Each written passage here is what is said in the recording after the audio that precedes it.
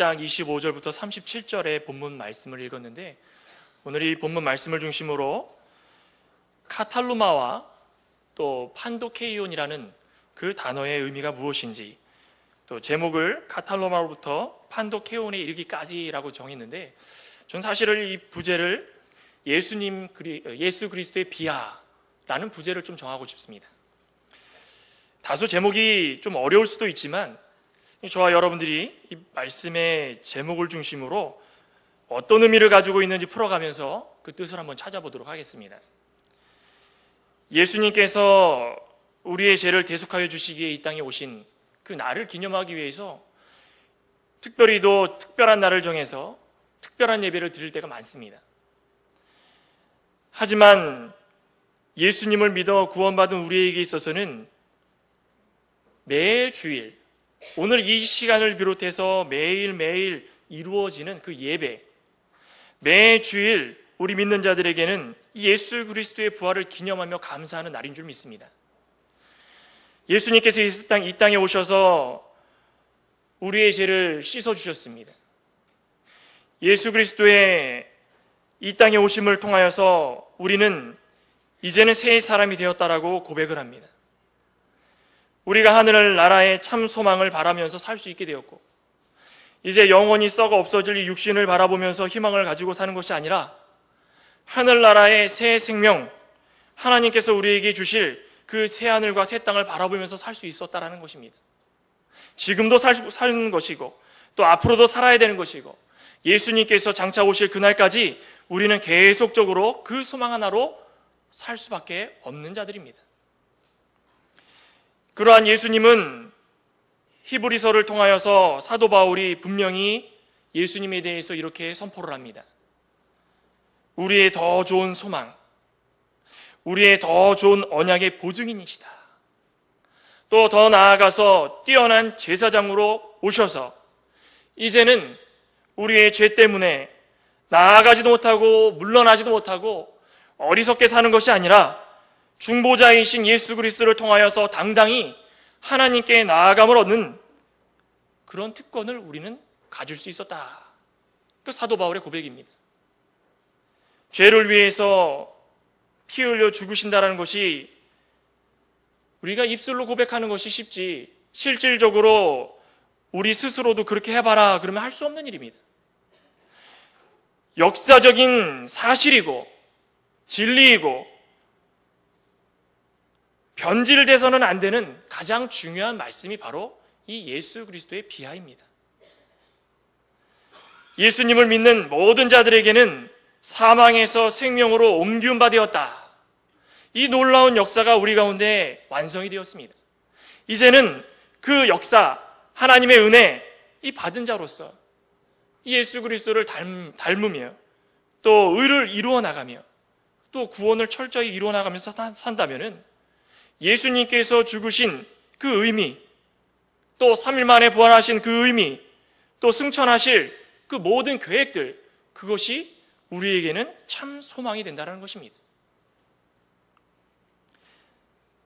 오늘 제목에서 말씀하고 있는 내용이 무엇인가? 제가 서두에 이렇게 예수 그리스도의 죽으심을 설명하는 이유도 그 속에 있습니다. 여기 카탈루마와 판도케이온이라는 또 다소 좀 난해한 단어가 써 있지만 이 단어는 신약 성경을 쓴 헬라어입니다. 저는 헬라어 학자는 아니지만 이러한 단어가 어떠한 의미를 주는지 사전적인 의미와 함께 우리에게 적용될 수 있는 가장 중요한 뜻, 어떻게 되는지 한번 살펴보고자 합니다. 오늘 함께 보셨던 누가복음 2장 7절 말씀을 보면 우리가 굉장히 잘 알고 있는 익숙한 내용입니다. 예수님께서 이 세상에 오실 때의 그 탄생 스토리 중에 일부입니다. 예수님께서 어떻게 오셨는가? 요셉의 아내 마리아가 성령으로 잉태하였습니다. 그리고 요셉과 마리아는 호적을 하러 베들레헴으로 향하는 도중에 해산할 날이 다 되어서 장소를 찾았습니다. 사관이라는 곳에서 아이를 낳고 포대기에 싸서 그 위에 놓였습니다. 여기서 한 가지 우리가 생각해봐야 될 부분이 있습니다. 저는 이 사실을 전제로 우리는 분명히 믿는다라는 생각을 하고 이 말씀을 드리는 것입니다. 여러분들 예수님께서 마리아의 몸을 입고 성령으로 잉태된 것을 믿습니까? 믿으시면 감사한 일입니다. 그렇다면은 사관이라는 곳에다가 또 그곳에 있는 구유에다가 예수님을 싸서 포대기에 싸서 놓였다. 이 사관이라는 말은 바로 카탈루마라는 말입니다. 고대 전승에 따르면 예수님께서 동굴과 같은 이 벽으로 둘러싸여진 곳에 그곳에서 태어나셨다라는 말도 있고 또 허술하기 짝이 없는 그런 집에서 태어나셨다라는 그런 말들도 있습니다. 다 떠나서 이 헬라어 카탈루마라는 그 지금으로 말하면 어둡고 컴컴한 돈 있어도 안 갈 만한 그런 여관을 말하는 것입니다. 시리아 사람들은 칸이라는 단어를 써서 아주 흡사한 쓰임새로 사용되었다고 합니다. 이것은 강도의 위험, 그것으로 피난처가 되고 더위나 사막의 먼지 등으로부터 피난처가 될 수 있는 곳이고 대피처가 될 수 있는 곳이고 또 각종 동물의 위험, 또 환경의 위험, 그것으로부터 피할 수 있는 피난처가 될 수 있는 곳입니다. 또 어떻게 보면 장세꾼들이 하루하루 먹고 살고자 자리를 옮기면서 잠시나마 돈이 없어서 그곳에서 머물면서 또 그곳에 머무는 자들에게 물건을 파는 그런 곳이기도 합니다. 이러한 유형에서 카탈루마도 지금으로 말하면 이 게스트하우스 정도, 좀 돈이 없어서 경제적으로 여유가 있지 않아서 잠시 잠깐 쉴 수밖에 없는 그런 곳을 의미한다는 것입니다. 아주 넓은 방에 수많은 사람들이 모여서 쪽잠을 자는 그런 곳인데 요셉과 마리아가 그곳에 왔을 때는 오늘 본문의 말씀과 같이 그조차도 있을 곳이 없고 꽉 차 있었다 이렇게 이야기합니다. 구유에 뉘었다고 이렇게 기록이 되어 있는데 아마도 그 장소 옆에 보면 사람들이 타고 다니는 또 싣고 다니는 그런 이동수단인 이 동물들을 잠시 머물게 하는 그런 빈 공간이 있었을 것입니다. 또 기록적으로도 그렇게 있었다고 합니다. 그곳에는 말 구유도 있고 먹이통도 있고 지저분한 똥도 있고 여러 가지로 배설물로 뒤엉켜져 있는 곳입니다. 역사적인 자료를 통해서도 다 드러난 내용입니다. 여러분, 왜 하나님께서는 독생자 예수 그리스도를 그것도 하나밖에 없다고 해서 독생자라고 불러주셨는데 독생자 예수 그리스도를 이 땅에 보내주실 때 왜 이런 누추하고 지저분한 곳으로 보내주셨을까? 자리도 없는 곳에 굳이 들어가게 하셨을까? 자리도 없는 곳에서 비집고 들어가지도 못해서 옆에 있는 동물들이 쉬는 곳에서 거기서 구유에 누이면서 예수님이 왜 탄생하셨을까? 우리가 성경을 읽다 보면은 하나님께서 곳곳에 이러한 예수님의 발자취를 예언해 주시고 계십니다. 하나님께서 태초에 죄를 범하게 한 이 사탄을 즉시로 파멸시키고 영원히 사라지게 해서 이 땅에 발도 못 붙이게 할 수 있었는데 왜 하나님께서는 평범하고 연약한, 다시 말해서 카탈루마와 같은 여자를 택하시고 후손에서 죄의 문제를 해결할 수 있는 그 길을 여셨습니다. 또한 노아 시대 때 노아에게 하나님의 능력을 보여주실 수 있습니다. 멋지고 큰 크루즈를 만들어서 단번에 노아와 7가족을 다 구원하고 또 탈 수 있는 자들을 구원할 수 있는 능력이 있으신 분입니다. 하지만 하나님께서는 노아에게 카탈루마 그 배를 만들게 하셨습니다. 보잘것없는 배입니다. 모세에게도 출애굽 전에 무엇인가 크고 멋진 불빛과 함께 웅장함을 통하여서 내가 하나님이고 너는 이 이스라엘 백성들 나의 자손들을 너가 이끌 지도자다. 웅장하게 나타나셨으면 더 멋있었을 수 있었습니다. 하지만 카탈루마로 부르셔서 보잘것없는 떨기나무 불꽃 가운데서 나타나셨습니다. 모세에게 나타나셨습니다. 불러주신 것입니다. 발람 선지자가 발락의 부탁을 받아서 이스라엘을 저주하라고 할 때도 대단히 크고 멋진 또 훌륭한 우리가 인간의 눈으로 봤을 때도 이 동물은 대단한 동물이다라고 생각할 정도의 동물을 불러주신 게 아닙니다. 그저 카탈루마 당나귀를 불러주셨습니다. 아무짝에 쓸모없고 주인이 가라면 가고 오라오면 오는 그런 당나귀가 하나님의 쓰임을 받아서 이 발람 선지자의 모든 걸 깨닫게 해주신 것입니다. 골리앗과 싸우는 다윗의 모습을 한번 보십시오. 골리앗은 어마어마하게 큰 병사였습니다. 군인이었습니다. 다윗은 군인도 아니었고 양치기 소년이었습니다. 하지만 다윗에게 이 골리앗은 단번에 죽일 수 있는 그런 자였습니다. 왜 그랬습니까? 다윗에게 멋진 무기를 주셨습니까? 골리앗보다 더 큰 창을 주셨습니까? 카탈로마 무기인 이 물맷돌, 아무짝에 쓸모없는 물맷돌로 이 골리앗을 쓰러뜨려 죽인 것입니다.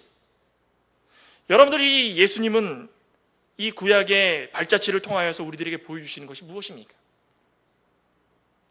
이러한 발자취를 돌이켜보면서 진심으로 예수님께서 우리에게 해주시고자 하는 말씀이 무엇이고, 카탈로마로부터 이 판도케이온에 이르기까지, 즉 예수님께서 이 세상에 오신 그 비하에까지 이르기까지 예수님께서 우리에게 보여주신, 행하신 이 세 가지 완전한 것이 무엇인지 저는 오늘 본문 말씀을 통하여서 나누고자 합니다. 첫째로는 완전한 비우심입니다. 완전히 비우셨다.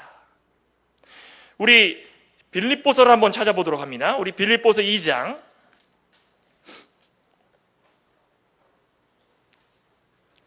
5절부터 8절까지 한번 한 목소리로 함께 읽도록 하겠습니다. 2장 5절부터 8절입니다. 너희 안에 이 마음을 품으라. 곧 예수 그리스도의 마음이니 그는 근본 하나님의 본체시나 하나님과 동등됨을 취할 것으로 여기지 아니하시고 오히려 자기를 비워 종의 형체를 가져 사람들과 같이 되었고 사람의 모양으로 나타나셨음에 자기를 낮추시고 죽기까지 복종하셨으니 곧 십자가에 죽이심이라. 아멘. 우리 안에 예수 그리스도의 마음을 품으라 라고 하시면서 예수 그리스도께서 이 세상에 오셔가지고 어떠한 일을 행하셨는지에 대해서 사도 바울이 분명하고 명확하게 우리에게 선포합니다. 예수님께서는 더 좋은 것으로, 더 훌륭한 것으로, 우리보다 더 값진 것으로 오시지 않았습니다. 예수님께서는 자기를 비워 종의 형상을 입으시고 또 사람의 모양으로 나타나시고 자기를 낮추시고 죽기까지 복종하셨더라. 거기서 끝난 것이 아니라 십자가에서 죽으셨더라. 이게 예수님이십니다. 예수님이 그냥 이런 일들을 행하셨습니까? 저와 여러분들의 죄를 씻어주시기 위해서 예수님께서 그런 일을 행하신 것입니다. 예수님은 하나님과 동등된 권위를 갖기 위해서 하나님의 권위를 훔치거나 또 만들어내시는 분이 아닙니다. 예수님은 하나님이십니다. 예수님은 완전하신 하나님이시기 때문에, 삼위일체의 하나님이시기 때문에 예수님께서 그 무엇보다도 명상을 얻으려고, 권위를 얻으려고 하나님께 애걸복걸하는 그런 분이 아니시라는 사실입니다. 하지만 하나님께서 자신의 명성을 다 스스로 버리셨습니다. 버리셨다라는 말이 그냥 단순히 하나 버리고 나중에 또 어떻게, 이게 아닙니다. 완전하고 철저하게 종의 모습을 가지셨더라. 이게 예수님입니다. 사람과 똑같이 사람의 형상으로 이 땅에 오시고 이 땅에 오신 그 모든 모습을 그저 사람들과 함께 놀고 먹고 마시는 것이 아니라 명성을 다 버리셨을 뿐만 아니라 자신을 낮추시고 죽기까지 하나님의 뜻에 따라서 복종하셨습니다. 저희는 이 사실을 믿으십니까? 믿어야 됩니다. 예수 그리스도를 믿어서 구원받았다고 하는 모든 자들에게 있어서는 이 사실이 우리에게 진리입니다. 하지만 우리가 알아야 될 중요한 사실은 예수님이 이 세상에 오셔서 사람과 동등됨을 입으셨다고 해서 삼위일체로부터 탈락되거나 하나님으로부터 떨어져 나와서 인간이 되었다, 절대 아닙니다. 지금도 하나님이시고 죽을 때도 하나님이셨고 부활 승천할 때도 하나님이셨고 지금 이 순간에도 하나님과 동등된 위치에서 우리를 지켜보고 계시는 그분이 바로 예수님입니다. 히브리서 2장 5절도 우리가 읽은 바와 같이 예수님은 사람들 때문에 잠시 동안 천사보다 못하게 되셨지만 모든 만물은 곧 그 예수 그리스도의 발 아래 복종케 될 줄 우리는 믿습니다. 요한일서 4장 2절에도 사도 요한은 이렇게 말씀합니다. 예수 그리스도께서 육체로 오신 것을 시인하는 영마다 하나님께 속한 것이라. 우리는 우리의 입술로 예수님을 우리의 구주로 시인하고 육체로 오셔서 우리를 위해서 죽으셨다는 것을 시인하고 그분이야말로 우리의 구세주시라는 것을 시인할 줄 믿습니다. 예수님께서는 카탈루마를 선택하셨습니다. 영광의 왕이시고 의의 왕이시고 평화의 왕이신 예수님께서 모든 영광을 뒤로하시고 가장 낮고 그것도 죄인들과 이 땅에 똑같은 모습으로 함께 사셨다. 그 무엇보다도 감사한 것은 바로 예수님께서 이렇게 하셨기 때문에 우리가 기뻐할 수 있다는 것입니다. 이사야 53장 여러분들 잘 아시는 말씀인 것입니다. 이사야 53장을 통하여서 예수님의 모습이 참으로 우리에게 어떠한 모습으로 다가왔는가, 안타깝고 죄송하기 따를 바 없는 그런 모습으로 왔기 때문에 우리가 입이 10개라도 할 말이 없는 것입니다. 예수님은 주 앞에서 자라나기를 연한 순 같고 마른 땅에서 나온 줄기 같아서 고운 모양도 없고 풍채도 없은즉 우리의 보기에 흠모할 만한 아름다운 것이 아무것도 없었더라. 이사야 선지자는 이렇게 기록합니다. 예수님은 순수함 그 자체로 오직 우리의 죄를 씻어주시기 위해 이 땅에 오신 것입니다. 부귀영광을 누리기 위해서 오신 것이 아닙니다. 하나님의 아들, 하나님께서 어째서 왜 독생자 예수 그리스도를 더 멋지고 더 훌륭하고 만왕의 왕으로서, 로마의 왕으로서 이 세상에 오셔서 모든 자들이 자신의 발 앞에 굴복하고 복종하고 또 그것으로 말미암아서 호화로운 생활을 하지 못하도록 이렇게 오셨을까? 하나님은 아무것도 가진 것 없는 가난한 카탈루마 요셉과 마리아를 선택하셨습니다. 또한 카탈루마 말구유를 선택하셔서 예수님을 그곳에서 태어나게 하셨습니다. 더 나아가서 세례 요한의 어머니인 엘리자베스를 택하지 않으셨습니다. 믿음이 더 좋고 성숙된 여인을 택하지 않으시고 아직도 성숙되지 못한 이 미성숙한 마리아를 선택하셔서 예수님께서는 이 세상에 오신 것입니다.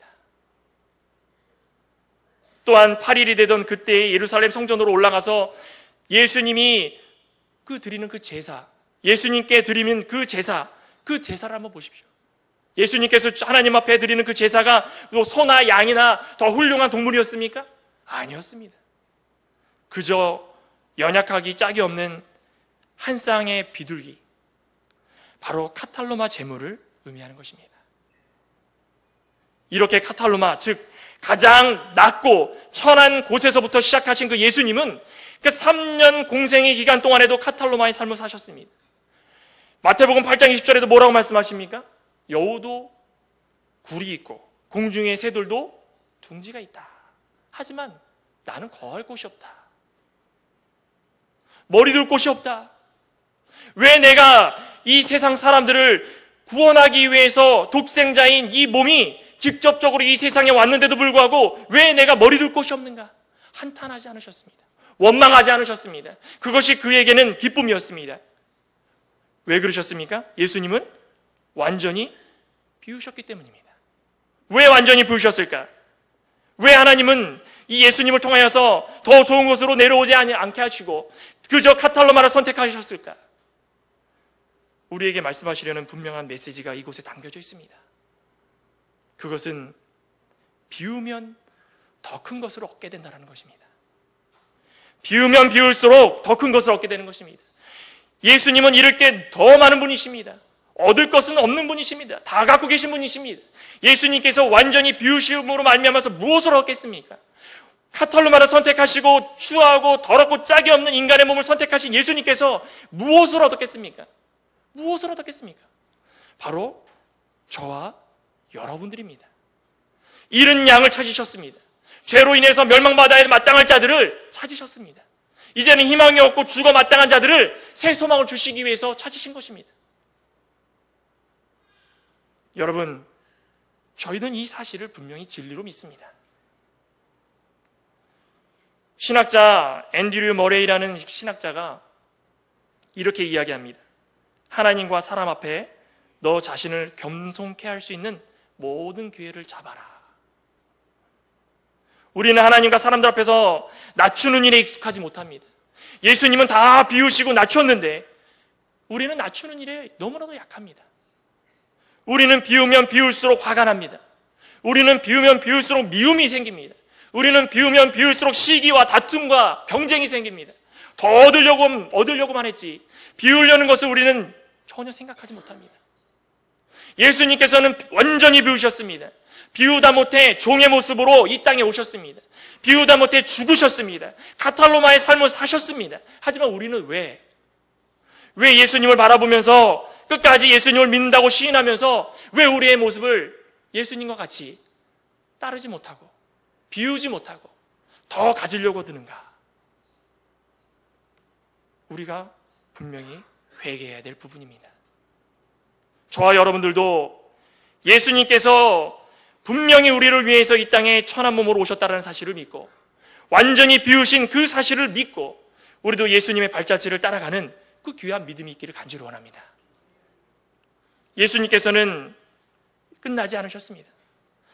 더 크고 더 아름다운 것을 우리에게 주시고자 구원 최종적인 목표입니다. 하지만 우리의 삶 속에서 더 좋은 것으로 주시고자 또 다른 완전함이 있었습니다. 두 번째로 예수님은 완전한 희생이 있었습니다. 완전한 비우심, 완전한 희생. 오늘 함께 읽었던 누가복음 10장 그 말씀의 내용은 여러분들 너무 많이 들으셔서 아실 것입니다. 강도 만난 자가 있었습니다. 강도 만난 자가 땅바닥에 내팽개져 있었을 때에 세 부류의 사람이 지나갑니다. 그 중에 우리가 보통 제사장이다 레위인이다 하면 앞에 리더들이고 지도자들이고 힘이 있고 경제적인 능력도 있어서 그들을 구원할 수 있다, 치료해 줄 수 있다, 그렇게 알고는 있지만은 그 당시에 가장 낮고 보잘것없는 이 사마리아인이 그를 구해줬습니다. 33절부터 보시면은 이렇게 말씀합니다.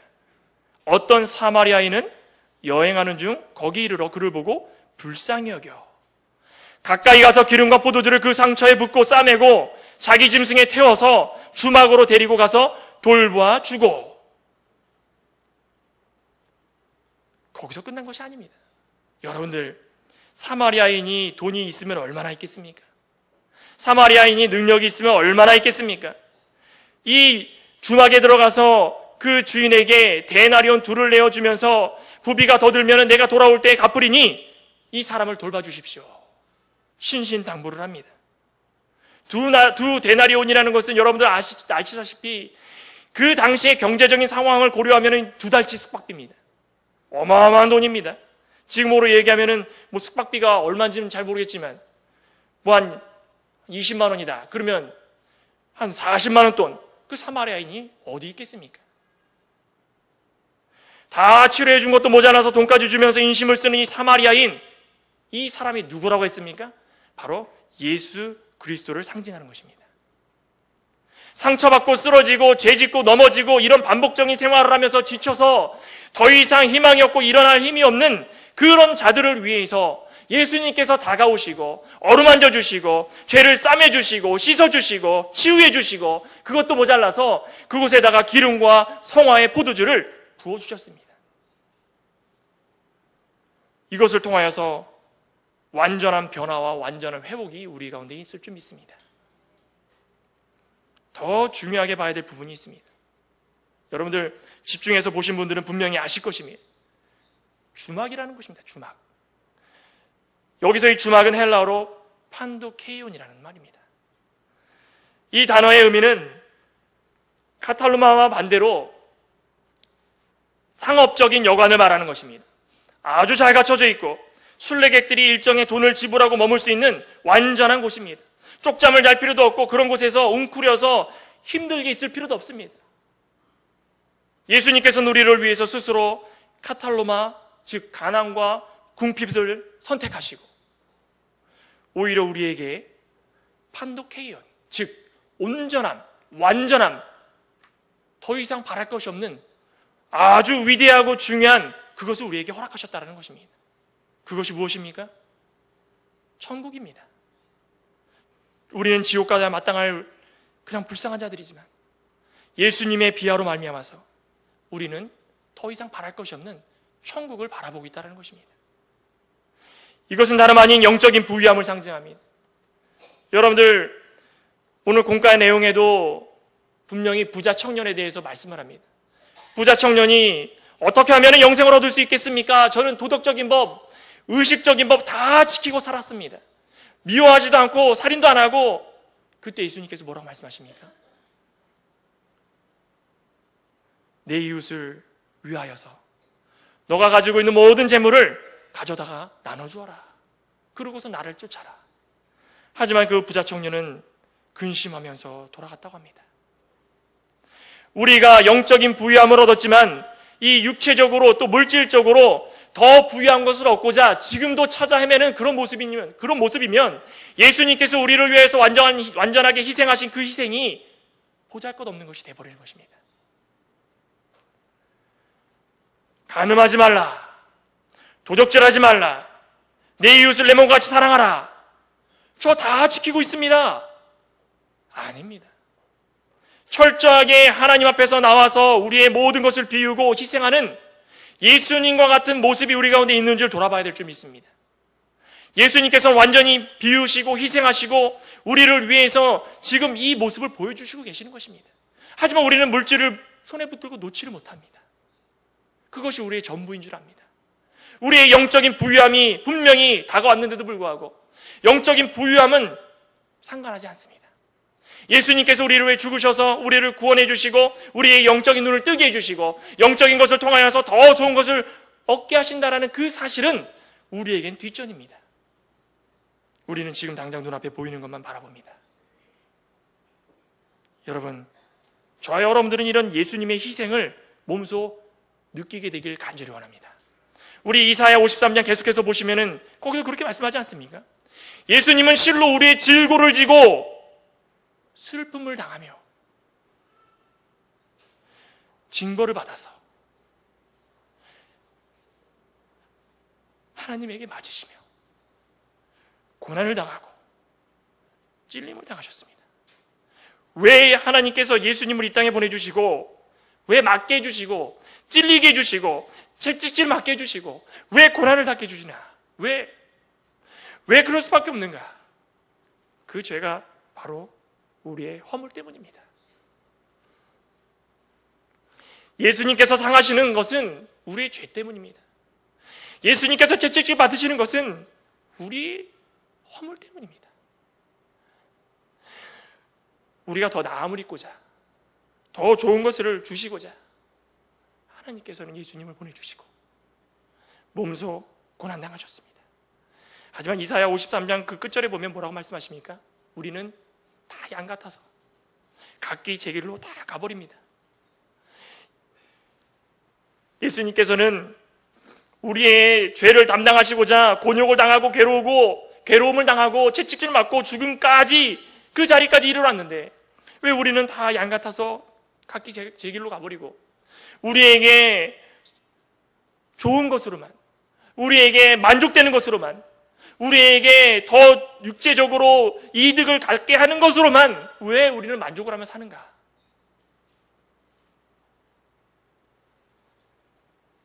우리의 허물 때문입니다.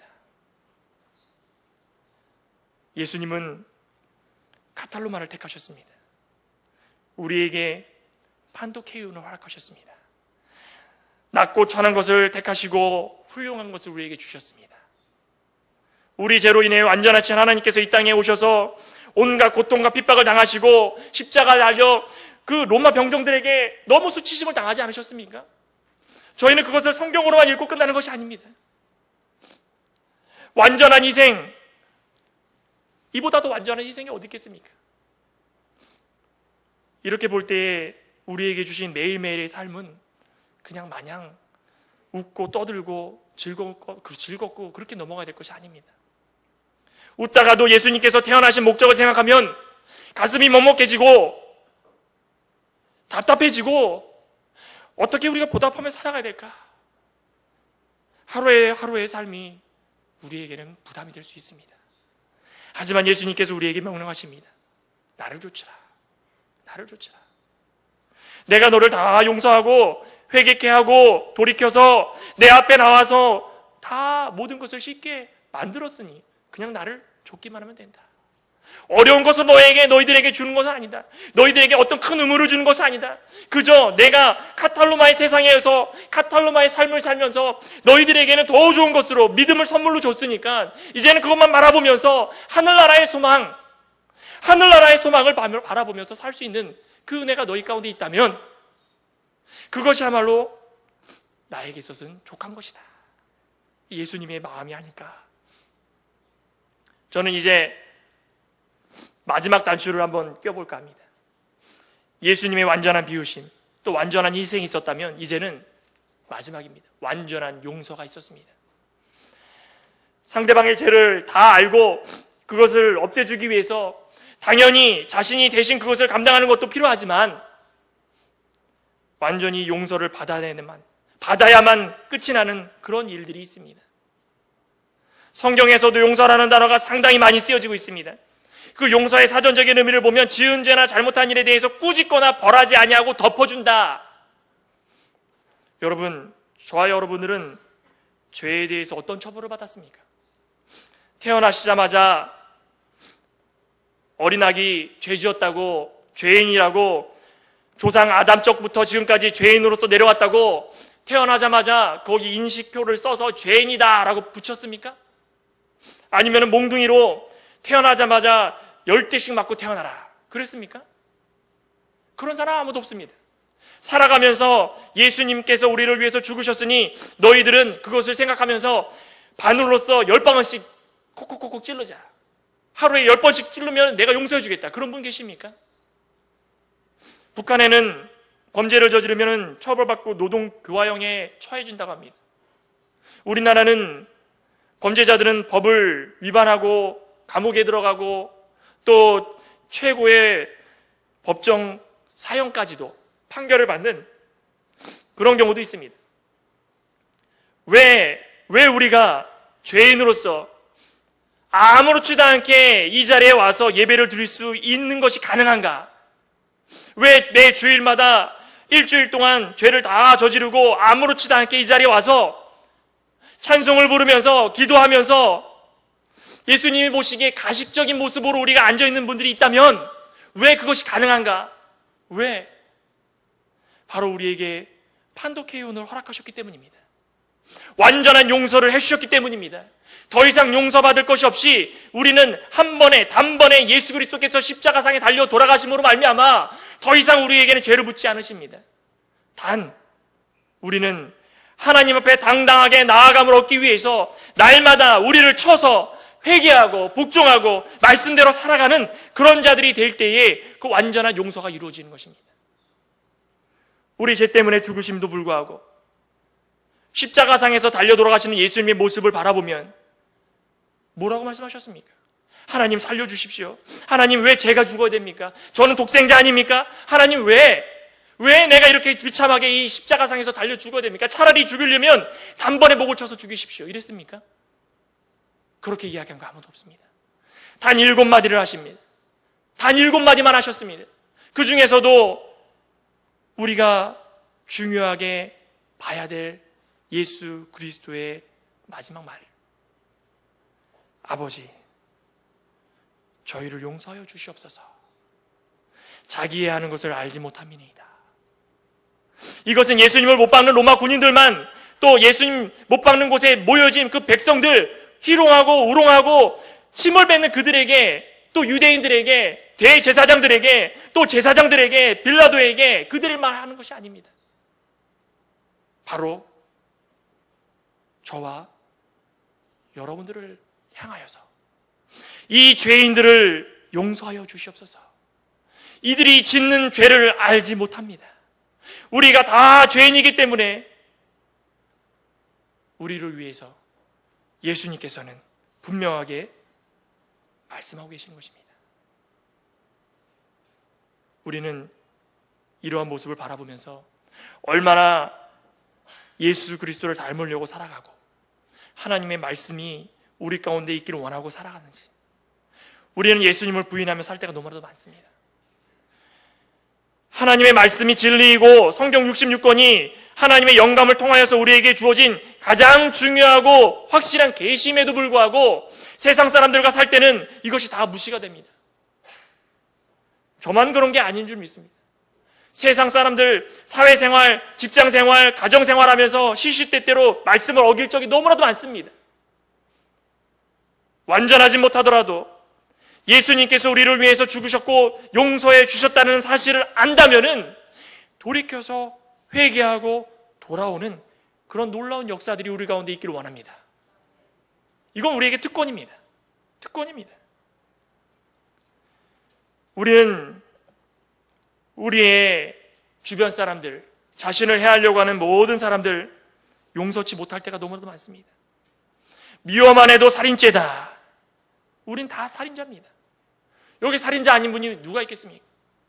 부모 간에, 자식 간에, 또 형제 간에, 친구들 간에 미워하지 않은 적이 있으십니까? 있으시면 의인입니다. 한 번이라도 누구를 미워했다 그러면 다 살인죄를 저지른 자들입니다.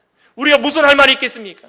하나님께서 예수님을 통해서 보여주신 완전한 용서가 우리 가운데 임한다면 우리도 그 모습을 바라보면서 오늘 사마리아인처럼 길을 가다가 강도를 만나서 반쯤 죽은 사람을 자신의 시간과 돈을 써서 정성껏 돌봐주고 그것도 모자라서 더 필요하면 나중에 내가 돌아올 때에 줄 수 있다. 걱정하지 말아라. 이것은 완전한 희생과 용서를 보여주시는 그 예수님의 아름다운 모습입니다. 자신은 카탈로마를 택하고 상대방에게 판도케이오를 주심으로 말미암아서 예수 그리스도의 사랑과 은혜를 깊이 생각하게 만들고 이제는 더 좋은 하늘나라의 소망을 바라보면서 우리의 삶을 되돌아보게 하시는 그런 예수님의 무한하시고 영원하신 깊이 있는 그 은혜가 우리 가운데 있길 간절히 원합니다. 이제 고린도후서 8장 9절을 읽으시면서 말씀을 맺을까 합니다. 우리 고린도후서 8장 9절입니다.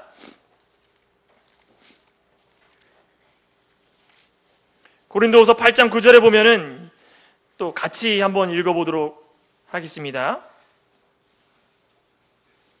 고린도후서죠. 고린도후서 8장 9절입니다. 함께 읽도록 합니다. 우리 주 예수 그리스도의 은혜를 너희가 알거니와 부유하신 자로서 너희를 위하여 가난하게 되심은 그의 가난함을 인하여 너희로 부유케 하려 하심이니라. 아멘. 우리를 부유케 해주셨습니다. 우리에게 더 좋은 것을 주셨습니다. 예수님의 비우시고 완전히 희생하시고 완전히 용서하심을 통하여서 우리를 부유케 해주셨습니다. 우리는 그 사실을 믿습니다. 오늘도 내일도 또 미래에도 예수님께서 이 세상에 다시 오실 그날까지 예수 그리스도의 탄생과 죽으심과 부활과 승천을 바라보면서 우리의 삶을 되돌아보면서 가장 의미 있고 감사할 일이 무엇인가, 우리는 예수님을 닮아가고 있는가 한번 돌아보시면서 뜻깊게 우리의 삶을 살아가시는 저와 여러분 되시기를 간절히 소망합니다. 함께 기도하시겠습니다.